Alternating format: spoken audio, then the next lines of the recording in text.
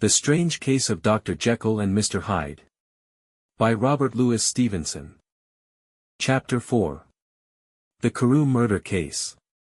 Nearly a year later, in the month of October, 18, London was startled by a crime of singular ferocity and rendered all the more notable by the high position of the victim. The details were few and startling. A maid-servant living alone in a house not far from the river, had gone upstairs to bed about 11. Although a fog rolled over the city in the small hours, the early part of the night was cloudless, and the lane, which the maid's window overlooked, was brilliantly lit by the full moon. It seemed she was romantically given, for she sat down upon her box, which stood immediately under the window, and fell into a dream of musing. Never, she used to say, with streaming tears, when she narrated that experience, never had she felt more at peace with all men or thought more kindly of the world.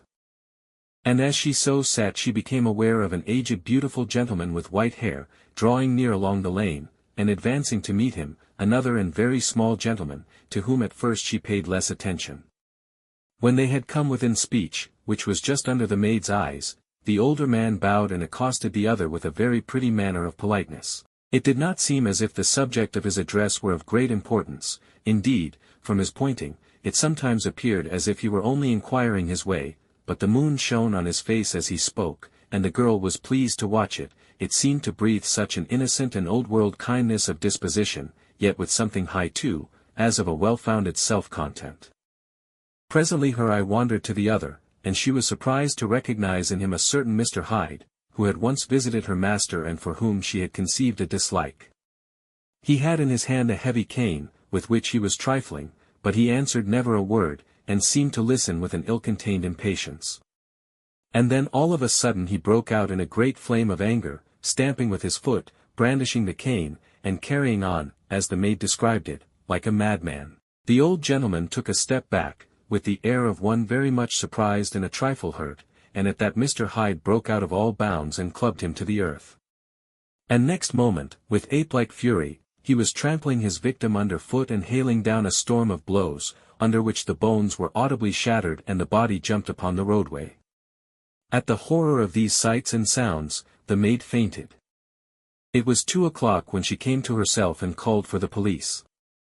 The murderer was gone long ago, but there lay his victim in the middle of the lane, incredibly mangled. The stick with which the deed had been done, although it was of some rare and very tough and heavy wood, had broken in the middle under the stress of this insensate cruelty, and one splintered half had rolled in the neighboring gutter, the other, without doubt, had been carried away by the murderer. A purse and gold watch were found upon the victim, but no cards or papers, except a sealed and stamped envelope, which he had been probably carrying to the post, and which bore the name and address of Mr. Utterson. This was brought to the lawyer the next morning, before he was out of bed. And he had no sooner seen it and been told the circumstances, than he shot out a solemn lip. "I shall say nothing till I have seen the body. This may be very serious. Have the kindness to wait while I dress." And with the same grave countenance, he hurried through his breakfast and drove to the police station, whither the body had been carried. As soon as he came into the cell, he nodded. "Yes, I recognize him. I am sorry to say that this is Sir Danvers Carew." "Good God, sir, is it possible?" exclaimed the officer. And the next moment, the officer's eye lighted up with professional ambition. "This will make a deal of noise, and perhaps you can help us to the man." And he briefly narrated what the maid had seen, and showed the broken stick. Mr. Utterson had already quailed at the name of Hyde, but when the stick was laid before him, he could doubt no longer. Broken and battered as it was, he recognized it for one that he had himself presented many years before to Henry Jekyll. "Is this Mr. Hyde a person of small stature?" "Particularly small and particularly wicked-looking, is what the maid calls him."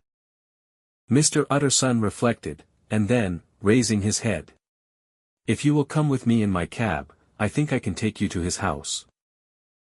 It was by this time about 9 in the morning, and the first fog of the season.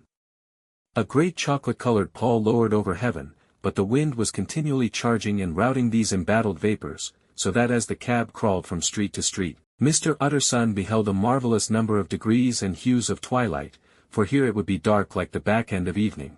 And there would be a glow of a rich, lurid brown, like the light of some strange conflagration, and here, for a moment, the fog would be quite broken up, and a haggard shaft of daylight would glance in between the swirling wreaths. The dismal quarter of Soho seen under these changing glimpses, with its muddy ways, and slatternly passengers, and its lamps, which had never been extinguished or had been kindled afresh to combat this mournful re-invasion of darkness, seemed, in the lawyer's eyes, like a district of some city in a nightmare.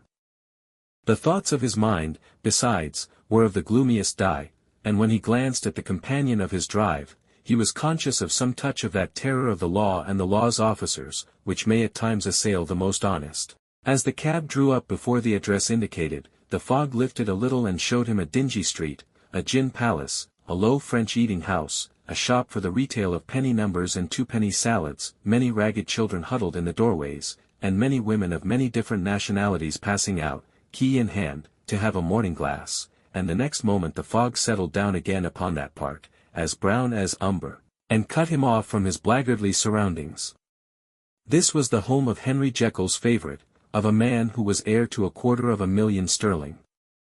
An ivory-faced and silvery-haired old woman opened the door. She had an evil face, smoothed by hypocrisy, but her manners were excellent. Yes, she said, this was Mr. Hyde's, but he was not at home, he had been in that night very late, but he had gone away again in less than an hour. There was nothing strange in that, his habits were very irregular, and he was often absent. For instance, it was nearly 2 months since she had seen him till yesterday. Very well, then, we wish to see his rooms. And when the woman began to declare it was impossible. I had better tell you who this person is. This is Inspector Newcomen of Scotland Yard. A flash of odious joy appeared upon the woman's face. Ah. He is in trouble. What has he done? Mr. Utterson and Inspector Newcomen exchanged glances. He don't seem a very popular character. And now, my good woman, just let me and this gentleman have a look about us.